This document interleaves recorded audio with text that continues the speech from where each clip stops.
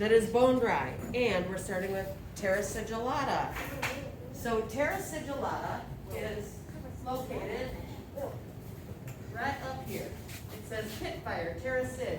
There are also colors. There's burgundy, there's red, there's green, and there's white. You can choose whatever you want. The horsehair shows up best on white, but you know, if you want to just have some fun with a different color, feel free. And remember, you only have to burnish one, but you can burnish as many as you want. So if you're like, oh, I'm just going to do this to a bunch of them, you know, you can try some colors too. So, also up in that area, you will find spoons, you will find burnishing foam, and you will find burnishing stones. Any of these work great. You can use a combination, you can use just one, it's entirely up to you. Like, you'll find what you like. I really love the stones, but what I do find is that I drop them a lot. So when I'm demoing, I'll generally use a spoon because then I don't drop it so much and it's not as embarrassing. Yeah. Okay, so. First thing I'm going to do is center my bowl. So it's bone dry.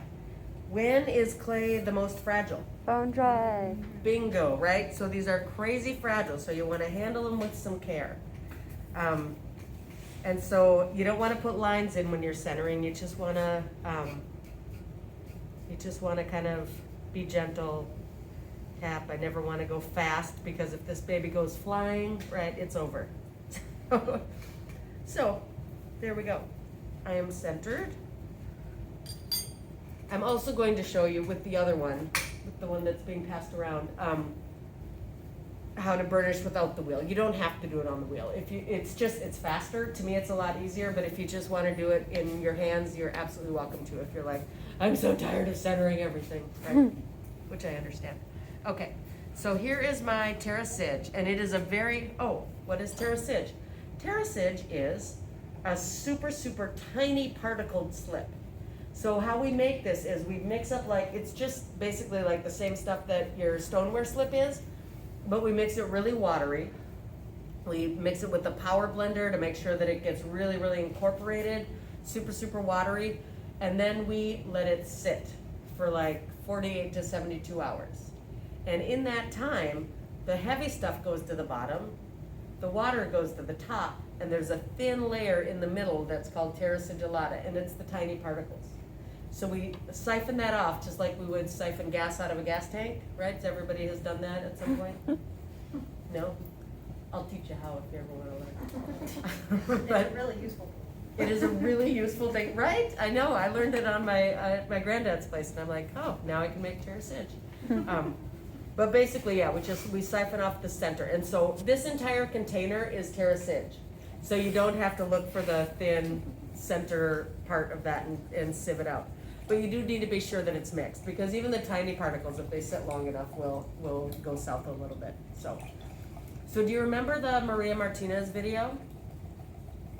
She had a stone to smooth it, right? Right, that had been passed down for generations by her aunt. We instead go to the dollar store and get the glass beads that you use for, it's not nearly as sentimental, but this is my grandmother's glass bead from her fish tank. No, it's not. Okay, so I've got this centered, and if it's not perfectly centered, it doesn't matter. It's just kind of a way to make things a little bit quicker. So I've got my Terra Sig, a nice loaded brush, and I'm just going to put on a couple of layers right here, right? And because my pot is bone dry, that's gonna dry really quickly. You can see it goes from being shiny to being dull, and then when it's dull, I hit it with my stone, right? So I'm just gonna kind of ride it up the edges.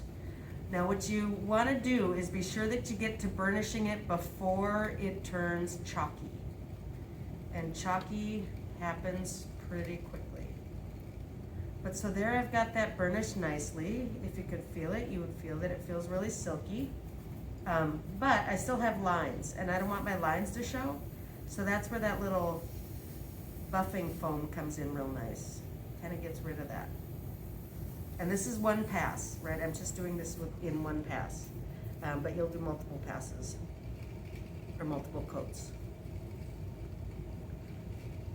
this tradition has been around forever, forever. Before anybody figured out how to glaze, they figured out terra sigillata and then how to burnish, because it makes it look super shiny, and because the particles are so small, they fill in the spaces that the larger particle clay leaves. So it does make them a lot more watertight, which is kind of nice. For, back when they were storing grains and things, like, oh my God, burnishing and terra sigillata basically made them,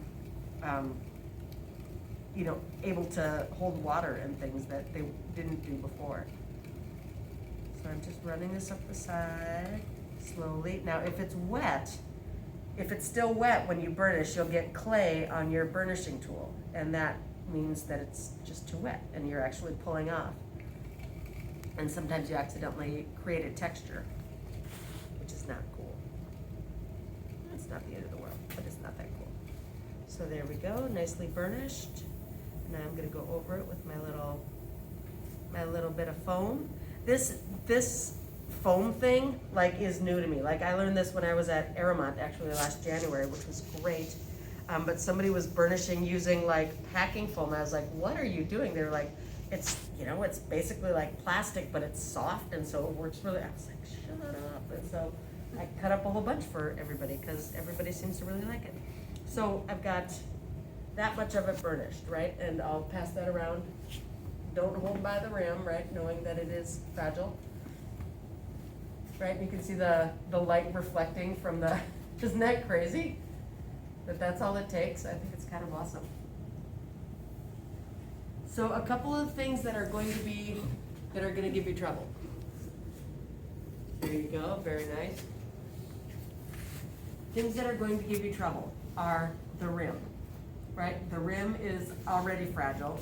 And then I'm gonna add water to a bone dry piece, right? Isn't that how we slake down clay super fast in the reclaim room?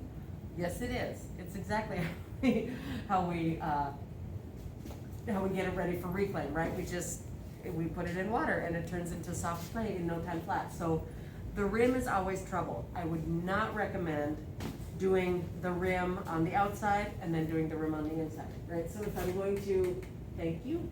Now I'm gonna do the rim. Look at that, put it down on center. Oh, it's a beautiful world. But so, doing these kind of 2 layers. Also, definitely use your hake brush. You don't want to use a bad brush, because then you get all sorts of streakies and stripies. But, get dry. There we go. And if you're ever not quite sure if it's dry, just run your finger over it. Just touch it, right? If it's sticky, it's not dry.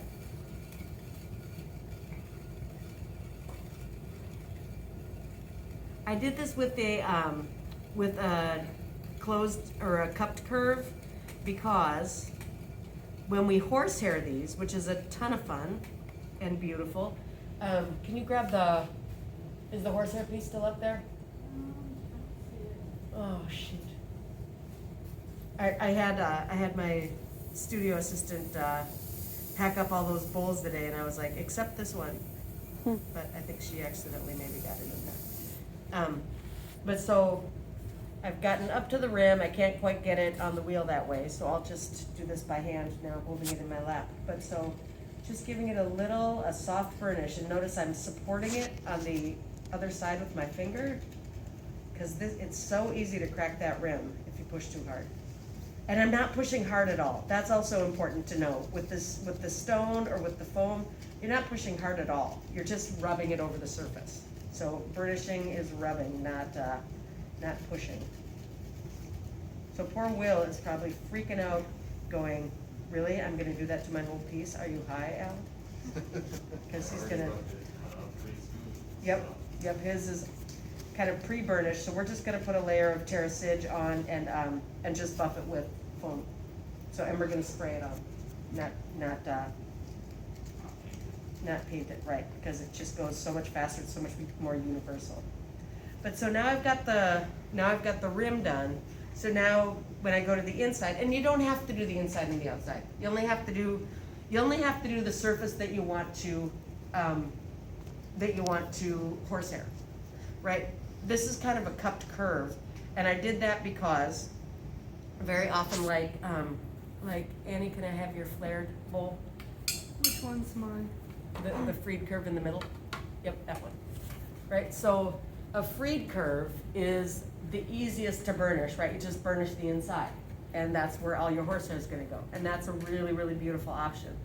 The only problem is that very often when we fire these, we fire them to like 1800 degrees. It's pretty darn hot. And then we pull them out to horsehair. And the thermal shock that happens with an outline, a rim that is spread far out, it gets exposed to the cool air quicker. It's more of a span, or the foot stays hotter than the rim does because of the span.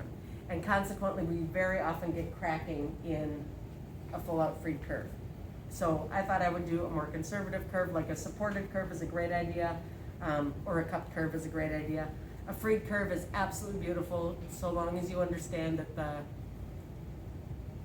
the chances of it cracking are higher. Is that fair? That's fair. All right.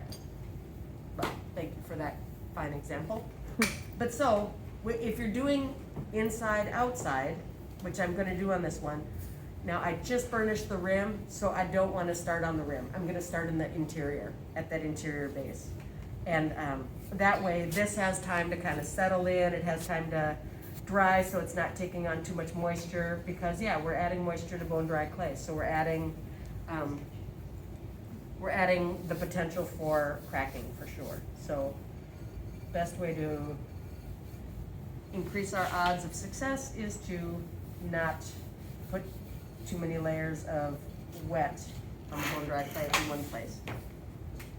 Waiting for it to dry.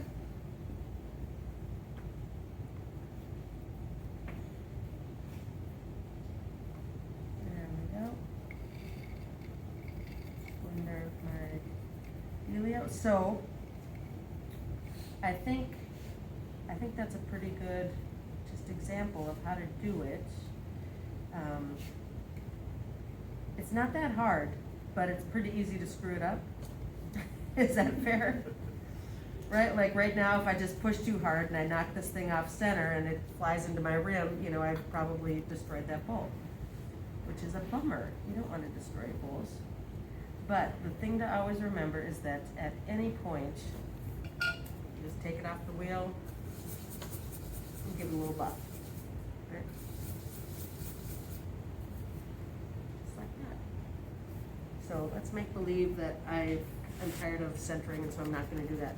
So it's easier if you're doing it by hand to do kind of a, instead of doing a circular portion, to do a vertical portion, because then you just have easier access, you know, as opposed to trying to turn in your bowl and go around and around and around. So the wheel works great for that, but if you don't want to handle it that way,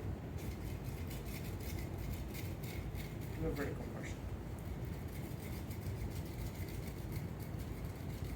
There we go.